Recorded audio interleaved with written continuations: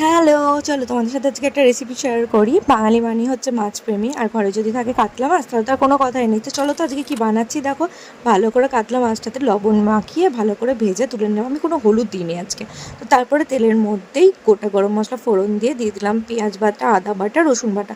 ভালো করে কষিয়ে নেওয়ার পর সামান্য একটু জল দিয়েছিলাম যাতে মশলাটা পুড়ে না যায়। তা করতে করতে আমি একটা পেস্ট বানিয়ে নিলাম, সেটাতে দিয়েছিলাম দই, কাঠবাদাম, চারমগজ, কিশমিশ।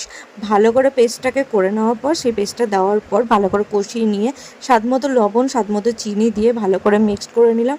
তেল ছাড়া হওয়ার পর আমি পরিমাণ মতো জল অ্যাড করেছি। জল অ্যাড করার পর ভেজে রাখা মাছগুলোকে দিয়ে দেবো, সাথে দুটো মোটা মোটা কাঁচা লঙ্কা আমি চিড়ে দিয়েছি। তো সেটা দেওয়ার পর আমি ভালো করে ঢাকনা দিয়ে ঢাকা দিয়ে দিয়েছিলাম। তো তারপরে সামান্য মিঠা আতর, কেওড়া জল আর গোলাপ জল দিয়ে দিয়েছিলাম। আর হ্যাঁ, এখানে আমি দুটো মশলা দিতে ভুলে গেছিলাম, একটা গরম মশলা আর একটুখানি ঘি দিতে ভুলবে না, আমি যেটা ভুলে গেছি। এইভাবেই ঝটপট বানিয়ে ফেলতে পারো কাতলা মাছের রেজালা। টাটা।